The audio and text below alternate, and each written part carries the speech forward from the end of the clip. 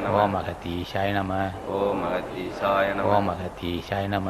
ஓம் அகத்தீசாய நம. ஓம் அகத்தீசாய நம. ஓம் அகத்தீசாய நம. அன்புள்ள பெரியோர்களே, தாய்மார்களே, வணக்கம். ஆசான் ராமதேவர் அவர்கள் முதல்நிலை வாசி பயிற்சி சொல்லியிருக்கிறார். முதல்நிலை வாசி பயிற்சி சொல்லும்போது அவர் என்ன செய்கிறார்? அதிகாலை பிரம்ம முகூர்த்தமாகிய 4:30 மணிக்கு எழுந்து காலை கடையை முடிக்கலாம். இல்லை ஒரு அரை மணி நேரம் முன்னே இருக்கலாம். அது 4:30 மணி என்பது பிரம்ம முகூர்த்தம், அது அவசியம். தவறுநாள் 5 மணிக்கு காலை 5 மணிக்கு எழுந்து காலை கடையை முடித்து 10 நிமிஷம் ஒரு போட்டி தொகுப்பை படிக்கிறோம்.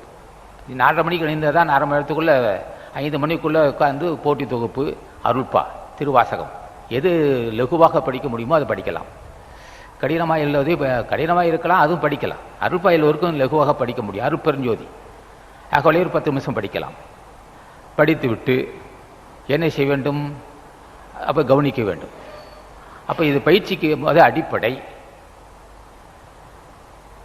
இரவு நேரம் இரவு ஒரு அளவு சாப்பிடலாம். சைவ உணவு மேற்கொள்ள வேண்டும்ன்றார். சுத்த சைவ உணவாக இருக்க வேண்டும். சைவ உணவு தான் மிக சிறந்தது என்றார். அப்போ காலையில் என்ன செய்ய வேண்டும்? ஒரு அருள்பா படிக்க வேண்டும், போட்டு தொகுப்பு படிக்க வேண்டும். இப்போ ராமதேவரை அழைக்க வேண்டும். மகான் ராமதேவர் அவர்களே, நீர் எனது மூச்சு ஊனோடும் உயிரோடும் உணர்வோடும் உணர்ச்சியோடும் சார்ந்து இருந்து எனக்கு அருள் செய்யணும்னு கேட்கணும். அப்போ ராமதேவரை சாஷ்டாங்கம் விழுந்து வணங்க வேண்டும். இப்போ இந்த சங்கத்திற்கு வாசி பயிற்சி அல்லது யோகம் அல்லது பிராணாயாமம் இந்த துறைக்கு ராமதேவரே ஆசானாக இருக்கிறார். முதல் ஜென்மத்தில் யாகூப்பாக இருந்து உலக மக்களுக்கு போதித்து சித்தி பெற்றார்கள். இவரால் உபதேசம் செய்யப்பட்டவர்கள் தடைப்பட்டதனால் சில பேர் வர முடியாதனால் மறுபடியும் ராமதேவராக அவதாரம் செய்து மறுபடியும் தொண்டர்களுக்கு உபதேசம் செய்தார். அது அந்த கதை.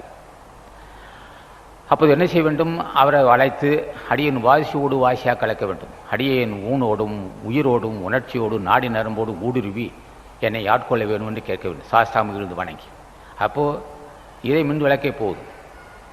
அப்போ சித்திர போட்டு தொகுப்பு படிக்க வேண்டும், அருள்பாய் படிக்க வேண்டும். பிறகு என்ன செய்ய வேண்டும்? சாஸ்தாமிலிருந்து வணங்கி ராமதேவரை வணங்கி அடியேன் அகமும் புறமும் இருந்து வாசியோடு வாசியாக கலந்து எனக்கு அருள் செய்யன்னு கேட்க வேண்டும்.